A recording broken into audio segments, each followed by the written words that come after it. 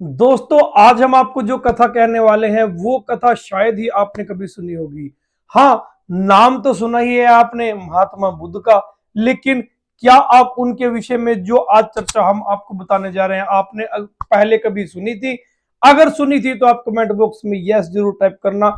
नमस्कार मित्रों, मेरा नाम युधिष्ठिर है और आप देख रहे हैं हमें फेसबुक के माध्यम से, यूट्यूब के माध्यम से और इंस्टाग्राम के माध्यम से। दोस्तों, अगर अभी तक आपने हमें फेसबुक पर फॉलो नहीं किया है, यूट्यूब पर सब्सक्राइब नहीं किया है, तो कृपया करके आप हमें फेसबुक पर फॉलो और यूट्यूब पर सब्सक्राइब करके हमें सपोर्ट करें ताकि हम इससे भी अच्छी अच्छी वीडियो आपके लिए लाते रहे। चलिए शुरू करते हैं हम आज की वीडियो को। बौद्ध धर्म के प्रवर्तक महाराज सुजोधन के पुत्र, यशस्वी पुत्र महात्मा बुद्ध के रूप में भगवान विष्णु ने पृथ्वी पर अवतरण लिया था। ऐसी प्रसिद्धि विश्वविख्यात है, परंतु क्या आप जानते हैं महात्मा बुद्ध देव का प्राकट्य गया के पास कीकट देश में हुआ था। कीकट देश में हुआ था और उनके पुण्यात्मा पिता का नाम अजन है। अजन, ये प्रसंग पुराण वर्णित बुद्ध अवतार का ही है।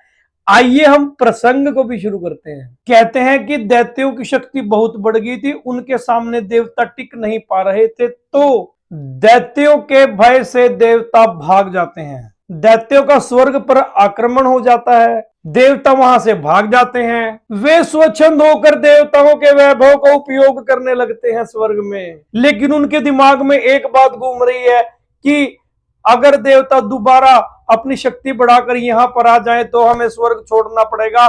ऐसा उद्देश्य से वो क्या चाहते हैं? वो चाहते हैं कि स्वर्ग पर हमारा परमानेंट अधिकार रहे, हम हमेशा के लिए स्वर्ग पर बने रहे। इसके लिए वो महाराज इंद्र को कहीं से ढूंढते हैं। वो सुराधिप इंद्र का पता लगाते हैं, उन्हें ढूंढते और उनसे पूछते कि हमारा अखंड साम्राज्य कैसे होगा।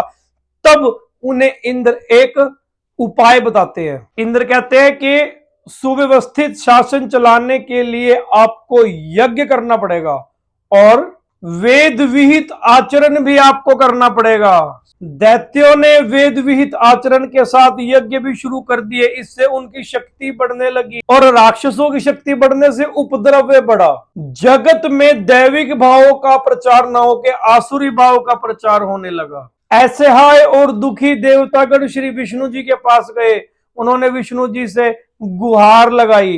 भगवान ने बुद्ध अवतार धारण किया, बुद्ध का रूप बनाया। बुद्ध का रूप बना के भगवान विष्णु दैत्यों के पास गए और उन यज्ञ करते हुए दैत्यों को ये बोला, संत रूप बना के ये बोला, कहते हैं कि आप इस यज्ञ को कर रहे हो, मैं तो इस यज्ञ को कदापि नहीं करूंगा। क्यों?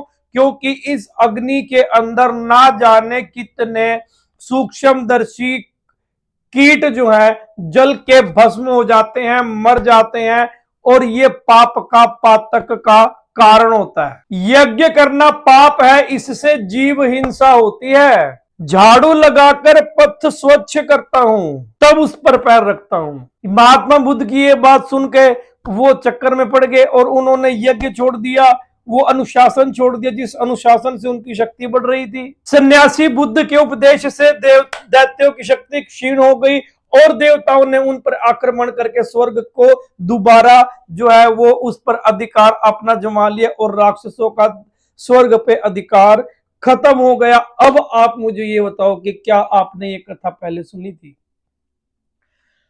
अगर आपने ये कथा पहले सुनी थी तो मुझे कमेंट बॉक्स में यस जरूर लिखना, ओम नमो भगवते वासुदेवाय जरूर लिखना। बोलने में तो बहुत सारी कमियां रह गई क्योंकि हम आपके बच्चे अपने जीवन का जो है वो विकास करने के उद्देश्य से यहाँ पर बैठे हैं। अगर बोलने में कमी रह जाए तो मुझे क्षमा करेंगे और मेरा उचित मार्गदर्शन आप लोग करने का प्रयास करेंगे। जय श्री राम, ओम नमः शिवाय, सच्चे दरबार की।